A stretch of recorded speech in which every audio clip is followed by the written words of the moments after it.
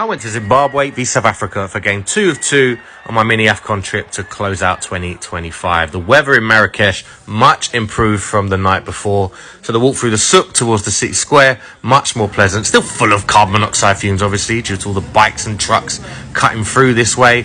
But once to the square, much clearer air, much more people, much improved weather, too much improved for me. I overdressed after the chill of the game before. No cobras or snakes for me this time, and definitely not a photo with that depressed monkey over there. Got a taxi straight to the ground, a lot closer to kick off this time because I knew it would be like this, much quieter than the Ivory Coast Cameroon game. Could pull up right next to the stadium. I'd be surprised if there were 8,000 people at this game, maybe even less.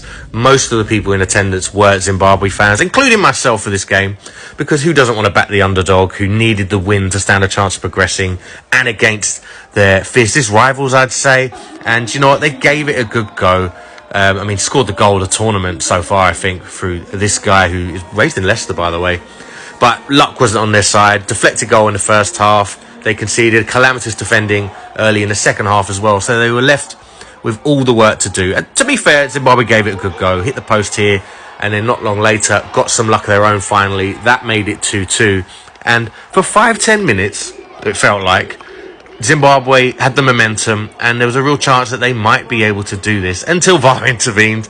Didn't quite realise just how bad, how blatant, how unnecessary that handball was that led to the penalty. There was no replays in the stadium, but penalty it was. South Africa scored it, and that was game over, really. No matter how much Zimbabwe tried to get goals later on in the game, they go home.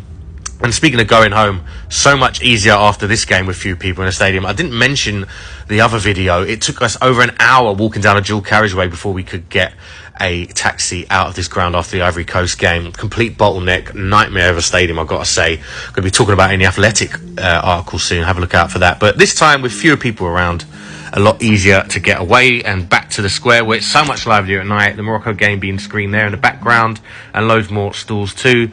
This is a view from a rooftop bar where I had some nice hummus and tagine, you know, when in Rome and all that. Then made my way back to the Riyadh and flew back home today. Thank you, Marrakesh. Thank you, AFCON.